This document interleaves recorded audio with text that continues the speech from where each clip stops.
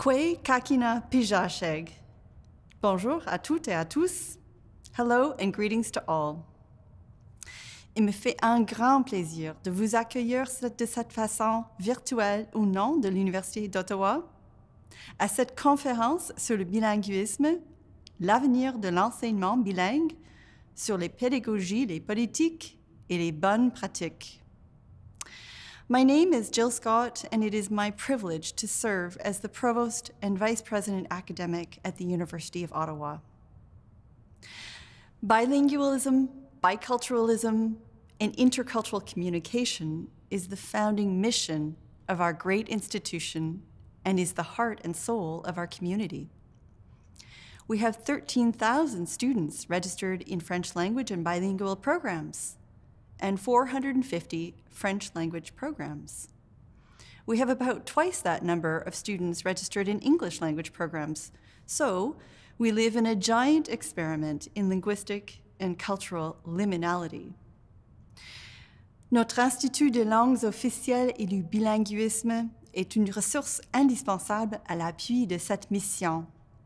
Un centre de recherche et d'enseignement qui offre les services aux employés, aux étudiants et qui nous guide pour répondre aux questions du politique et pratique un peu partout dans l'université.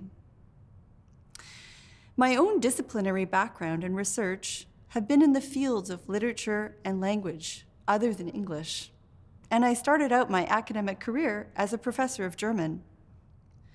But I am particularly passionate about the revitalization of Indigenous languages, many of which are under serious threat.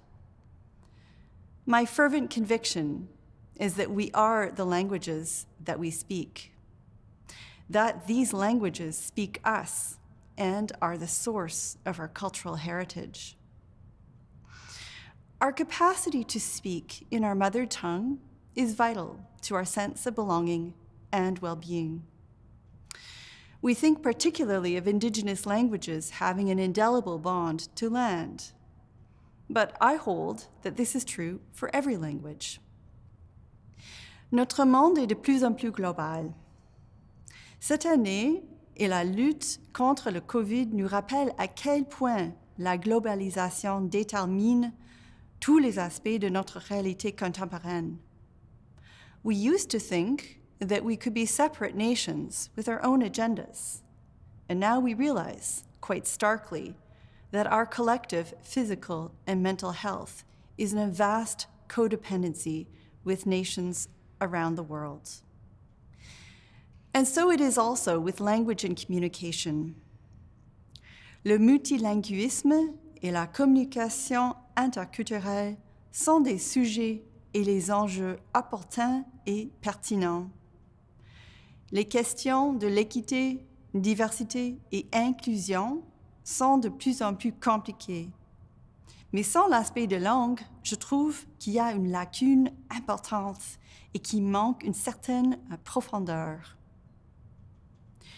The Canadian Centre for Studies and Research on Bilingualism and Language Planning, and you, the conference participants, are clearly well aware of the urgency to continue to innovate and accelerate for high quality and engaging language instruction, to develop pedagogies and strategies to embrace the digital as a way to amplify and animate the very humanness of working in and between languages.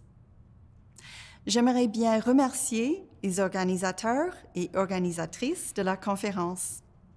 Nikolay Slavkov, University of Ottawa, Marie-Paule, Lory, University of Toronto, Mississauga, and Catherine Levasseur, University of Ottawa. I would also like to thank CCERBAL and OLBI for hosting, and of course, our conference participants. The work you are doing is important and appreciated. Have a wonderful conference. Merci.